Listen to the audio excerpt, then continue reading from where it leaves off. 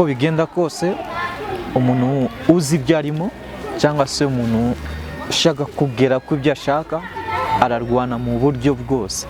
Niyo mpamvu muko bizaba bikomeye kose ngomba kurwana kubera ko mba numva nibyo byose mfite. Moyo umekutana na ndo maana sitaki kudanganya mama, wendo wangu maisha mchagua. Wapo walisema nitakukimbia, usitaki mami kuwasikia, tafadhali na kusi wendo byanje byose. Njo n'umusitari aragasomo nshobora kuba biri ngombwa ko nigiraho. Niyo mpamvu ituma yabikoze. Nimbona ni impamvu ifatika, nakwiye kubyakira ibintu byiza nanjye ejo nzabitangira kubikora. Nimba ni bibi nanjye nabireka sinabikora.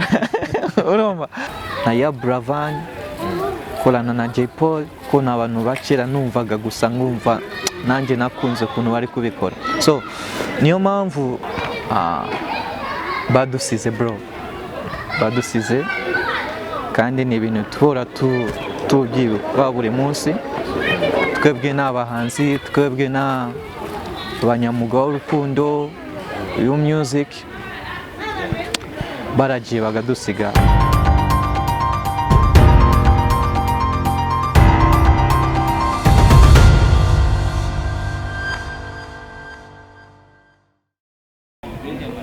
Ibihe byiza kuri wowe kurikira Fiesta TV. Nitwa Didasi, nkuko bisanzwe rero murabizi ko tugira gutyo tukaganiza abantu by'umwihariko abastari. Uyu munsi ndi kumwe na Super, ntago ndavuga ngo ni umusitari ahubwo reka mvuge ko ari Super, superstar.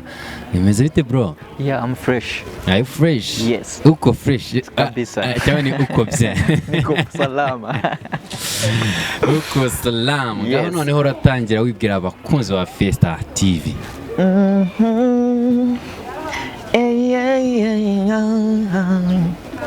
My baby. Moyo umekutana na ndo maana sitaki kudanganya mama, wendo wangu maisha mchagua. Wapo walisema nitakukimbia, usitaki mami kuwasikia, tafadhali na kusi wendo byanje byose. My love baby girl, ndagukunda nje nyine, ndabizi urabizi nukuri. I love you. Yes, I'm Ageze Kiss. Yeah. Ageze Kiss. Iyo utavuga iryo zina abantu bari kujya banazanye Diamond.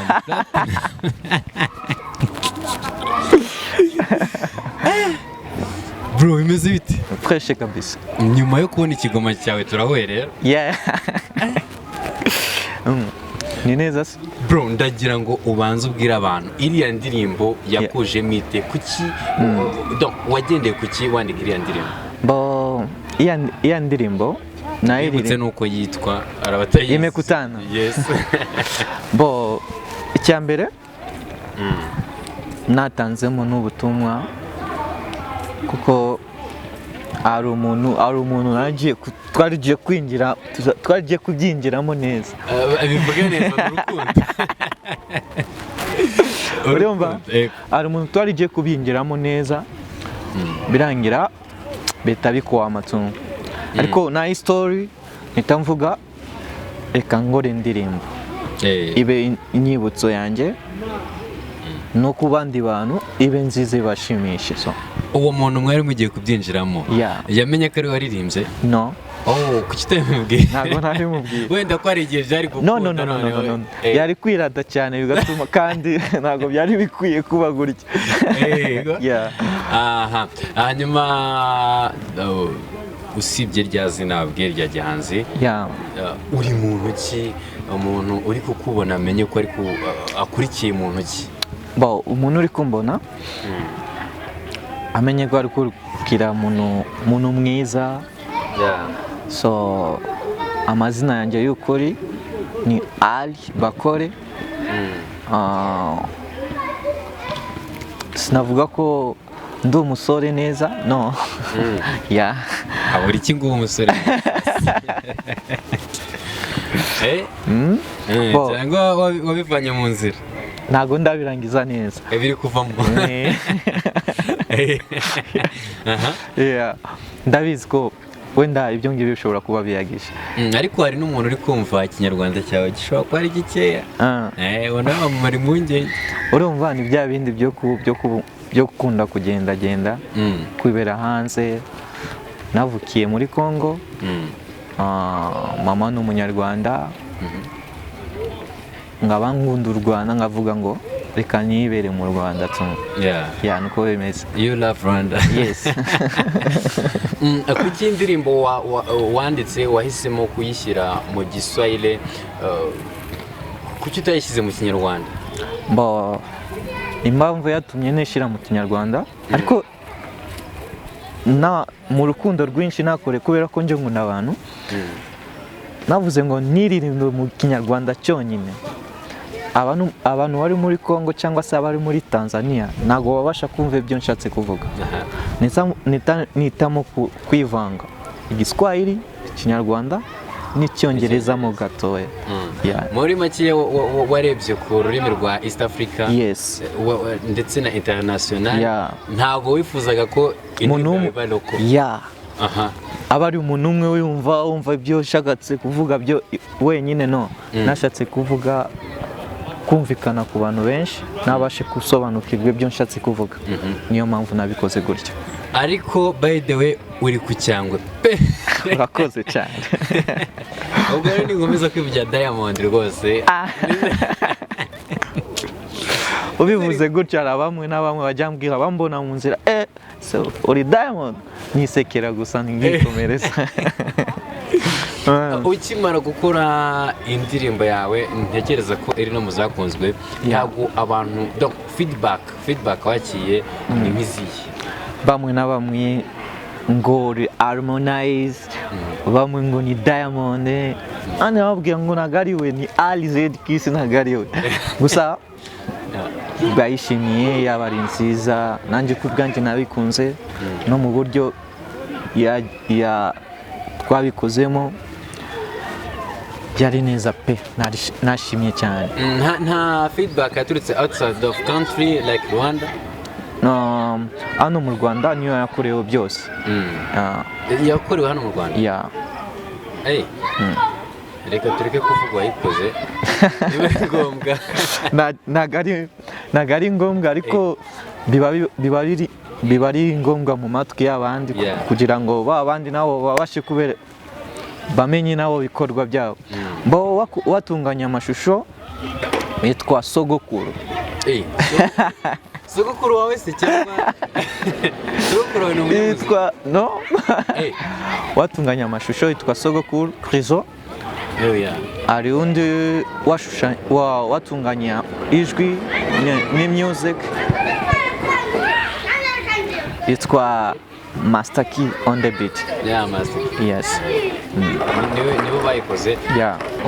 Umuntu wanyambitse ni magazimwe iba hano mu Busanza yafungiye vuba. N'abantu bazi kwambika pe ko mwabibonye nibo babikoze byose byo mwabonye byose nibo babikoze kandi ko bari hafi kugira ngo batwambike natwe kabisa rwose bazabikora neza. Yes. Hanyuma noneho dusangize gato yo ku rugendo rwawe rwa music. Urugendo rwanje rwa music mba numva nshaka guha abanyarwanda ndetse na Afrika yose n'isi yose ibintu byiza bifatika, ibintu bisobanutse, ibintu byigisha, ibintu bishimisha. Ikibazo gusa nuko njambabura abanyarwanda banyishemo kuntu ariko mw'iyi minsi nshaka kubyigaragariza mw'iyi mwaka nshaka kubyibereka tu. Uyu mwaka ni umwaka wo gutwika kuwacana byose kubikora byose rwose no kubikora kandi tubikunze. Hanyuma muri urugendo rwa music watangiye gute, watangiye ryari, ubu ngubu ugeze? Gutangira music natangiriye navuye muri Congo ndi peti cyane. Icyo gihe niyo natangiye kubikora kuko nanirimbaga mu bya bindi byo muri korali ngajya nkabireka ngavuga ngo reka none nkomeze umuziki wanjye uko mbisanzwe mbishaka mbikore. Natangiye gutyo nahuye na groupe imwe tugatangira tugakora gutyo, bikaba ngombwa ko nve hariya nizire mu Rwanda kubera ko kuva kera nakundaga kwibera mu Rwanda. Hashize hafi imyaka mbatari myinshi ni 10 gutyo ishize. Utangiye music? Yes. Uyu munsi ufite ibihangano bingana bite hanze? Uyu munsi ntago biraza byose hanze neza, ariko niyo mpamvu nakubwiye uyu mwaka ni ugutwika, gushaka umwaka gusora album yanjye yuzuye neza, nishimana n'Abanyarwanda, nishimana n'Abanyafurika bose ndetse n'isi yose nuko bimeze. Hanyuma mu Rwanda uri kubona gukorera y'umuziki bizakorohera? Sinshatse kuvuga ko ntago bikomeye, gusa ibintu byose biba bisaba imbaraga. Uko bigenda kose umuntu uzi ibyo arimo cyangwa se umuntu ushaka kugera ku byo ashaka ararwana mu buryo bwose. Niyo mpamvu muko bizaba bikomeye kose ngomba kurwana kubera ko mba numva nibyo byose mfite. Music yanjye ni ubuzima bwanjye, kuko ni urukundo mbafitiye abantu bose mbashaka kubagaragariza. Yes. Hanyuma hari balance cyangwa se inzitizi wagiye uhura nazo mu muziki? Ni nyinshi ntabwo ajya zibura. Izo ngizo rusangiza abantu zimwe muri zo nk'izari zikomeye cyane ukavuga uti hano ni imparenga noneho ndashima Imana. N'ubu ngubu cya mbere reka tugaruke nyuma ho gatoya. Naratangira numvaga abasitari bayitinze, abatipe bari kugafata, ahubwo kugira ngo nishime cyane ngababara ngajya nibaza ibyanjye biriye, inshuti bakajya banseka ngarira, kumva abantu bari bikancanga cyane. Gusa byageze igihe nangira kumva ko ngomba gukomera nkabikora, ngakomeza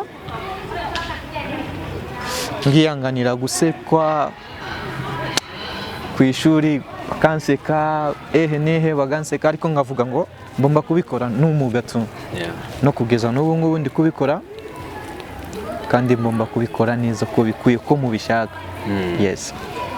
Uko byagenda kose umuntu ahura n'amahwa, inzitizi bimuzitira, ariko finally akacivinga best. Hanyuma umuntu ashobora kwibaza nyuma yuko wanzuye kuvuga uti ngiye mu mwuga noneho ngiye kubikora as a business, hari korabo turitegura kuri wowe muri iyi minsi hamwe n'Abanyarwanda?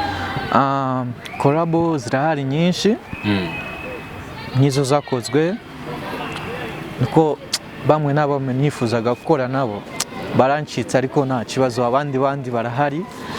Like hari abantu bancitse byarambabaje, ariko hari abandi baracyari tuzakora tumwe.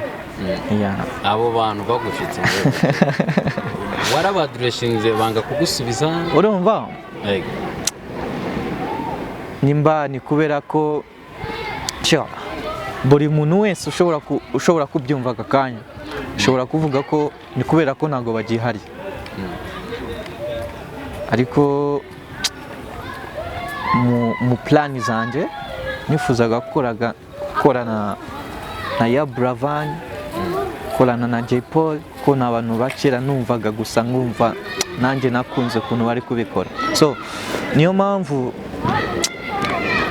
navuze ngo abahari ngomba kubashaka tukakora kabisa. Badusize bro, badusize, kandi ni ibintu tuhora tubyibuka buri munsi. Twebwe n'abahanzi, twebwe n'abanyamwuga w'urukundo iyo music baragiye bagadusiga. So natekereje gukora n'indirimbo yo kubasezera nuko ntabwo nabonye amahirwe yo kubagezaho uko bikwiye, ariko mu rukundo rw'igihanzi numve wenda banyumvishe ibyo navuze kuri bo, kuko nanjye uyu munsi nshobora kuba ndiho, ejo nanjye nkaba ntabwo ndiho tu. Gusa niko biba bimeze, abandi bose bahari muri izi minsi hari igihe tuzabikora kuko bizaza. Abo bantu ubwo nimba ndi kubyumva neza bavuye mu buzima? Yes, barapfuye. Uko batubwira ntacyo bitwaye. Nifuzaga gukorana na Jay Paul, umutipe nemeraga cyane. Kabaka kabisa. Uriya mutipe yarambabaje kandi napangaga gukorana nawe muzika ifatika kuva ndi muri Congo, ariko naramubuze. Ya Blavan numvaga ukuntu bamuvuga, nkumva ukuntu akora, nkumva music ye, igihe ntabwo cyari cyageze ngo tubinoze neza uko mbipanga uko mbyifuzaga duhure tubikore. Nawe yasancika, ariko hari abandi ndi gushaka gukorana nabo muri izi minsi kandi ndabizi neza bizaba bimeze neza cyane. Umuntu yumvise uburyo uvugamo like why Blavan, uko uvugamo Jay Paul, Kabaka, uko biri kose wagiye ukurikirana amateka yabo, niki donc wakiye ute kumva bose bavuye mu buzima? Habanje Jay Paul, wenda urashengurwa, wumvishe na Blavan yagiye, wumvishe ari ibihe bimeze bite muri kuri njyewe ntabwo nabyakiriye neza, narababaye ngarira, ariko nta kundi kuntu nari kubigenza, nari kubyakira kandi bikambera isomo yo gukomera no gukora byiza kugira ngo urugero rwiza nibe nabo tu. Yes.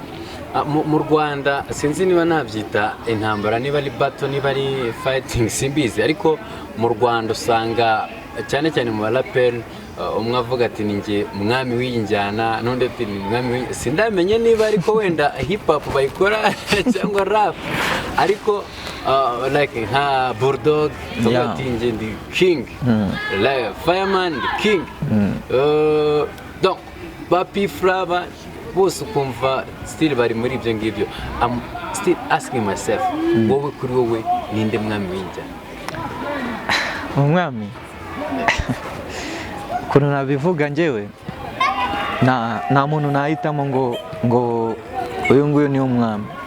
No,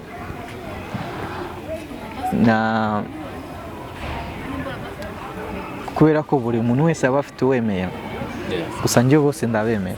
Ibyo nibyo abafana bo kuvuga ngo uyu nguyu niyo bingwa, uyu nguyu niyo kongwe. So njye mbyumva gutyo nanjye tu, gusa bose mbona barabizi neza. Nta muntu navuga ngo uyu nguyu niyo arusha undi cyangwa se uyu niyo arusha undi.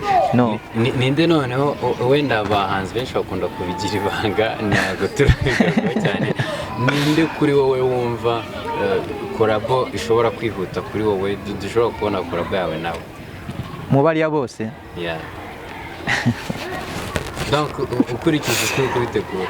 Ko ndi kubitegura.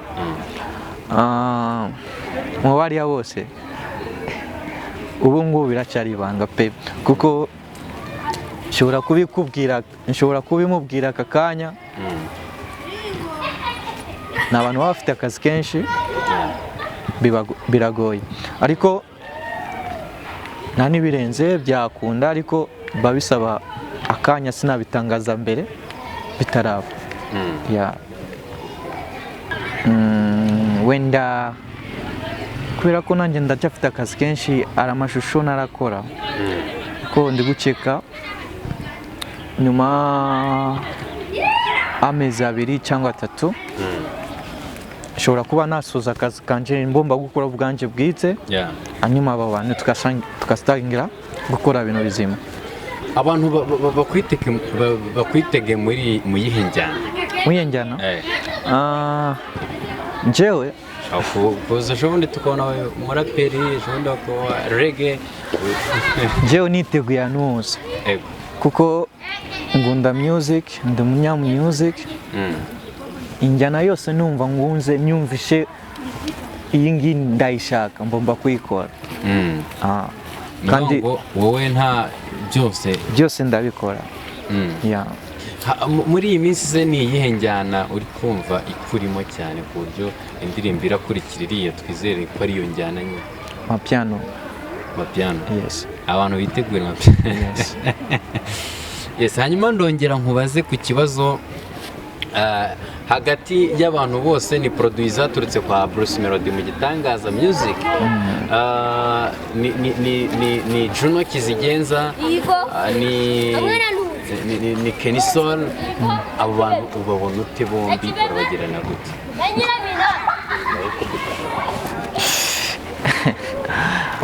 yes kuri producer Bruce Melody harimo Juno Kizigenza harimo Kenisol zose ni producer zaturutse mu gitangaza izo producer zose ubona iri gushininga cyane ari iyihe kubera iki icyambere cyo navuga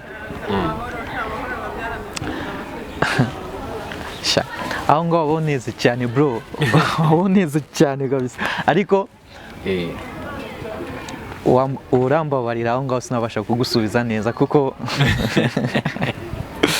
biba bizwi tu biba bizwi suko njyo nabibona n'ukundi muntu abibona ariko byanyabyo birahari uri kongwe ni kongwe tu nawe kubyarabizi urumva sinabasha kugitangaza ko ni imyumvire yanjye nshobora kwibesha ngabesha n'abantu urumva nje ndamutse nibeshe nabandi kubesha n'abandi bari kundeba so byaba ari byiza abo bemera bo bamwemere nta kibazo nanjye ndemera wonzi gusa bose tukwiye kubashidikira dufite umuhanzi witwa Meddy Ngabo Medal wamenyekanye nka Meddy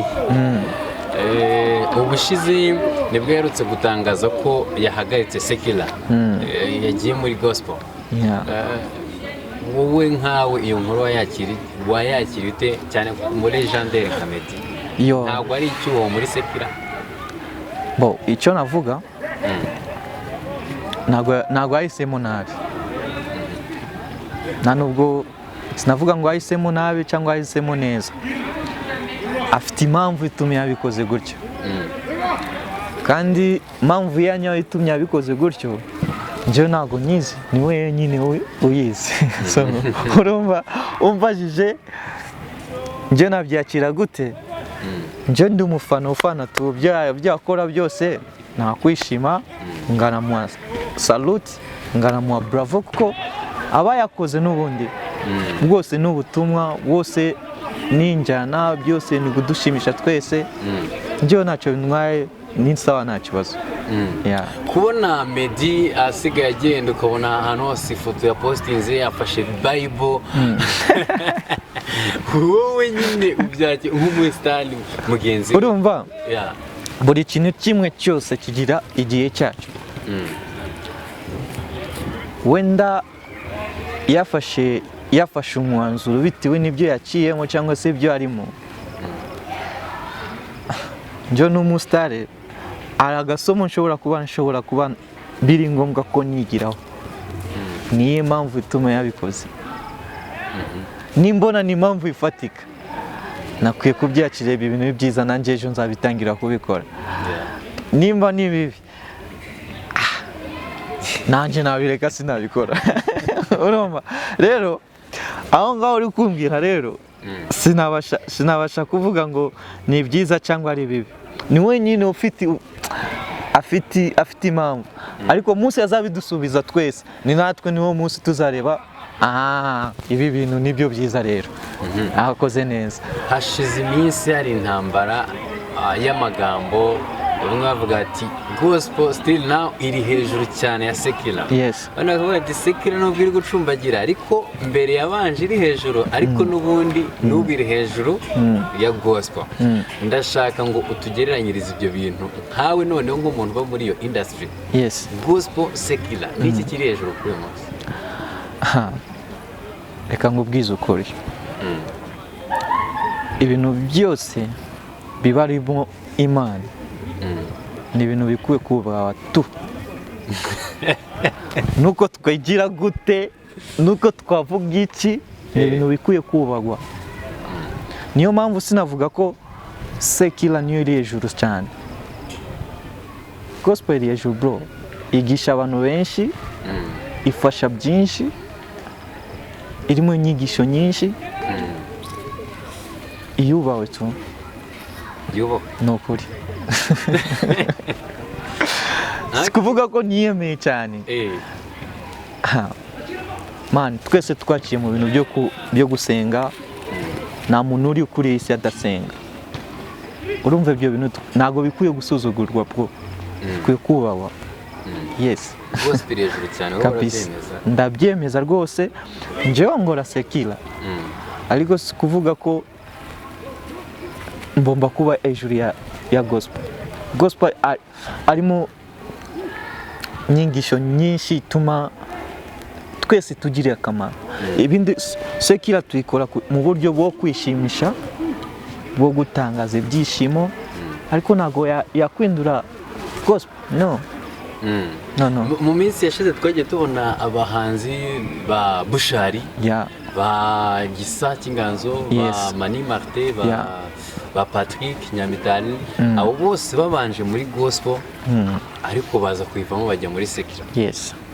N'abantu batari bazi ko Bushari rwose yaririmbaga muri korali ya Bushido ariko nawe yayivuyemo ajya muri secular. Ntago hari impungenge ko cyane ko bihereye kuri Meddy akagaruka muri gospel nawe yahereyemo kuko yari umuririmbyi nawe kwa Gitwaza abivamo ajya muri secular. Ntago ari impungenge ko hari n'izindi element zikomeye cyane muri secular dushobora kubona zagiye muri gospel. Muri secular ari mu ibanga nyinshi no muri gospel ari mu ibanga nyinshi. Ibyo byose byombi birimo mu ibanga nyinshi. Muyo mabanga rero nanje n'umuntu ubijyamo cyangwa se umuntu ubikora singuye gutanga ibanga yacu twese yose ngayitanga ku rubanda. No. Barangubita amabuye bro. So uko twabisanze nuko biri, ntago mfite ahantu magariye ngo ahangaha niho mbumba kuguma igihe cyose. No.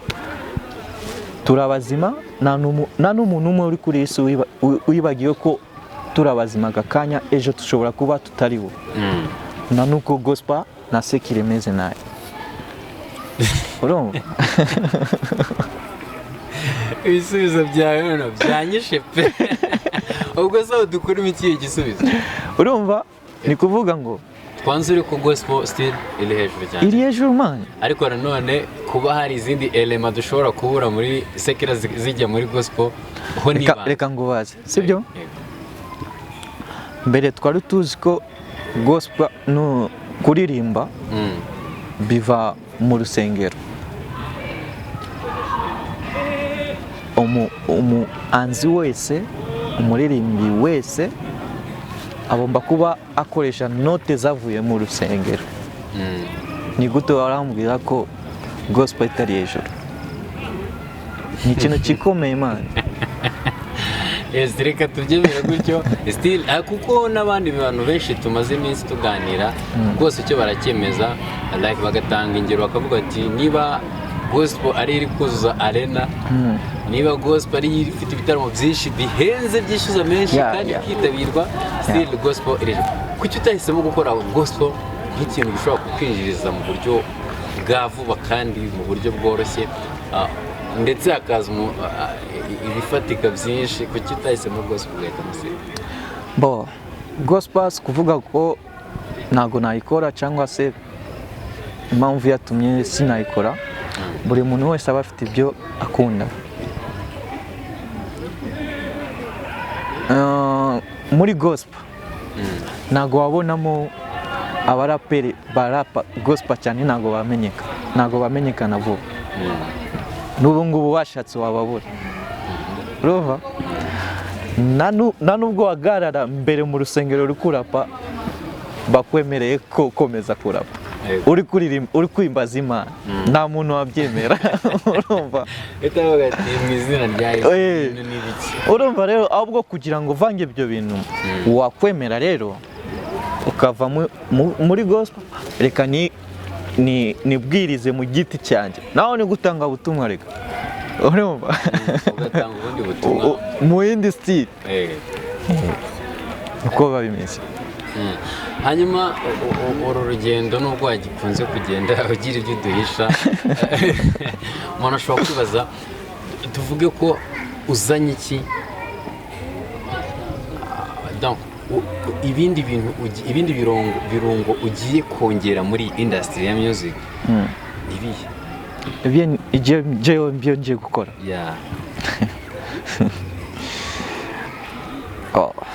Ibyo ngiye gukora njyewe n'undi muntu wese yabikora, ni gushimana n'abanyarwanda bari bo bose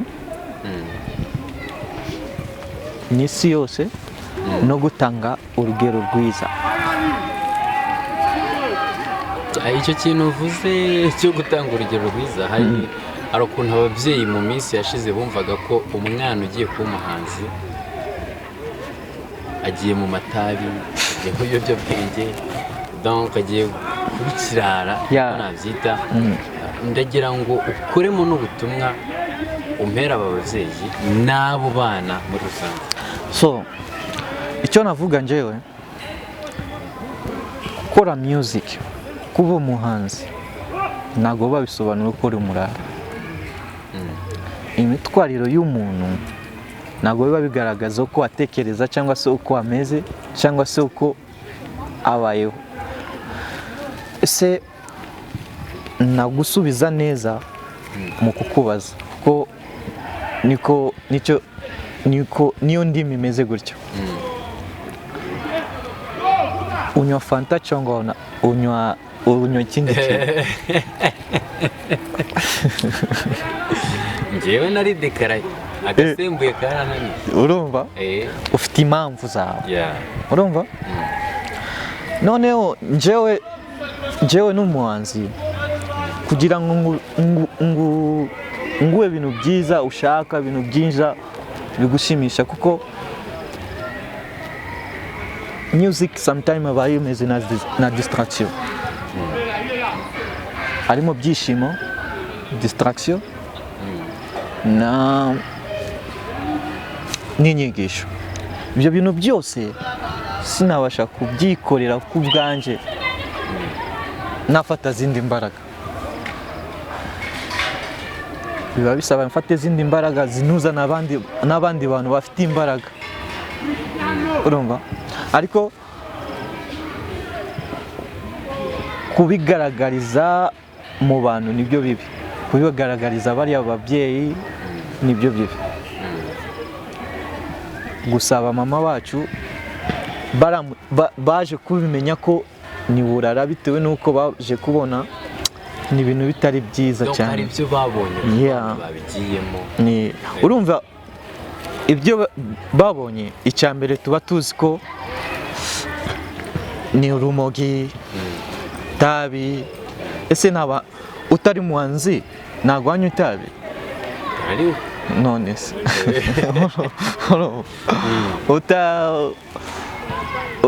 utari muhanzi ntabwo wanywa urumogi? Bose barabenya.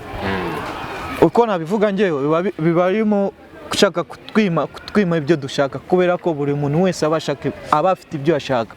Ariko nta hamwe biba bihuriye ko music niba biteye. No, wapi. Music ni ikintu cyiza, nubwo bajya batubwira gutyo nabo barawubyina, urumva. Nta mpamvu yo kuvuga ngo bajye batubuza.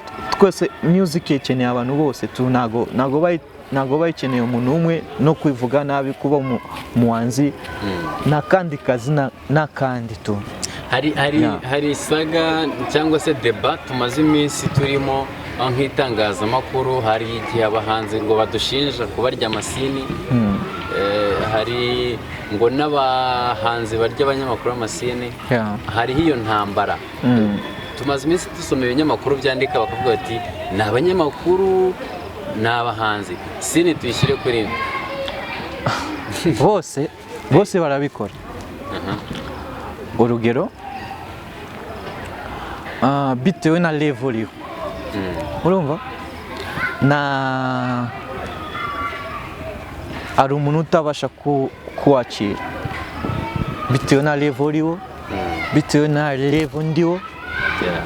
Ushobora kwibwira uyu muntu agomba kubanza kunyereka ko ari ikintu amaze kubona ko murusha, no kugira ngo abinyereke ari akantu agomba kumva.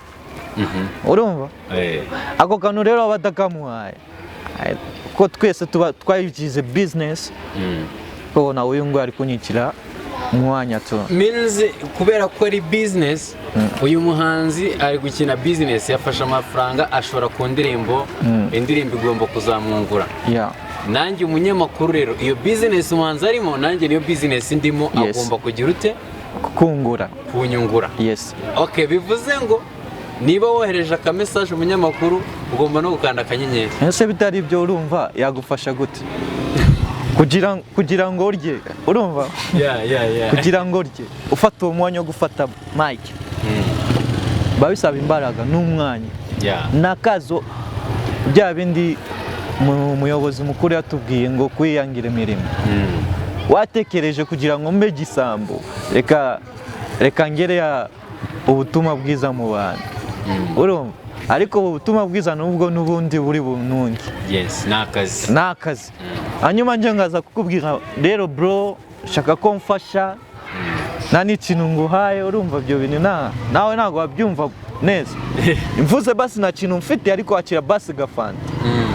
We ni umuntu muzima avuga ngo nta kibazo, uyu mujama azi agaciro k'ibintu ndi gukora. Ibyo aho ngaho nibyo bintu bifira tu. Okay, n'abanyamakuru bajye baborohera noneho nicyo wavuga. Nabo bajye badufasha bumve ko twese tuba duca mu bintu bikomeye. Ubona ubutumwa bukomeye utanze cyane cyane ku bahanzi. Sinzi ko muravuga rumwe, ariko umwe logique yawe yo ndayumva. Umunyamakuru afite indirimbo nyinshi yahawe, abagomba kugira ikiratuba nyine muri za zindi. Hanyuma tugana ku musozi w'ikiganiro tugiranye, ndagira ngo nk'umuhanzi hari message uba ufite, abahanzi bahorana ubutumwa bwo guha abantu. Ndagira ngo iyo message uze kuyitanga. Message ya mbere nuko mbakunda bose bangurikira, nabo nzi nabo batanzi bose ndabakunda. Bya kabiri nabasaba ko bakurikira channel yanjye YouTube, twakwishimana neza, tukasangira byishimo neza twese, tukaba inshuti, tukaba umuryango, twubaka u Rwanda, twubaka Afurika. So nibyo ngibyo nababwira tumwe. Channel yanjye we ntabwo uzabarya sini bakwandikira. Njyewe nshobora kubivuga akanya ko nabikora bitewe n'impamvu, ariko sometimes nshobora kuba ndi kubeshya bitewe n'uko nyizi njyewe. Ntago nasuzugura umuntu. Hanyuma by'umwihariko ku bantu bashaka kugukurikira ibikorwa byawe, gukurikira indirimbo zawe, bakubone gute? YouTube channel yanjye yitwa Ageze, Twitter nuko nguko bimeze, Instagram nuko nguko. Kubona collab yawe biroroha cyane rwose. Umuntu uyishaka akwandikire uraza kuyimura nta kibazo. Hari ikiganiro mperutse gukora, umuntu arambwira ko ntazi kwandika indirimbo, ko ntazi gucuranga. Uwo muhanzi wamumbarije icyo yamfasha, uwo muntu wewe uramufasha? Bisaba kwandika, gucuranga, byose turafashana kuko nta muntu wifasha wenyine. bivuze ngo umuntu ashobora kuba atazi kwandika indirimbo cyangwa kuyiha nabikora rwose, wowe ukabikora mugakora na collabo nta kibazo. Oh, it's fine. Yes. Aha, hanyuma watubwiye ngo indirimbo yawe yindi tuyitegereze ryari? Ntago ari imwe, ni mu kwezi kwa kabiri byose nabisoje rwose. Mu kwezi kwa kabiri? Yes. Amashusho amashusho yo ntago azaba agezemo neza, zimwe na zimwe naba nazitunganya, ariko kwezi kwa kabiri zose zaba zasotse. Okay. Zose ziri gukorerwa mu Rwanda? Yes. imwe yonyine niyo yakorewe muri Congo. Ariko ku masteringa iki n'iki byose byaje kubera hano mu Rwanda. Abantu b'abakongomani bo uri kubateganiriza iki? Abantu b'abakongomani uko mbivuze gusa ni urukundo, ni upendo. Ni upendo sana, ni urukundo rwinshi mba bafitiye bose, ko umuntu wese mufata uko nanjye nifata tu. Ntago nitamo ngo uyu nguyu n'uyu, abantu bose mbafata kimwe. Yes. Reka tugushimire kubw'umwanya wawe waduhaye. Murakoze cyane. Yes, abakunzi ba Fiesta TV, nizere ko mumeze neza cyane, nizere ko twabanye neza. Reka mubwire ngo gahunda ni yayindi, nakazogera. Niba uri kureba ukabona telefone yawe haracyariho umutuku, iriya magambo ari hirya hasi kuntu yuko rwose ibyo natayisa. Yes, mugire ibihe byiza rero, turabakunda kandi mukomeze mugubwe neza cyane. Bakoze cyane.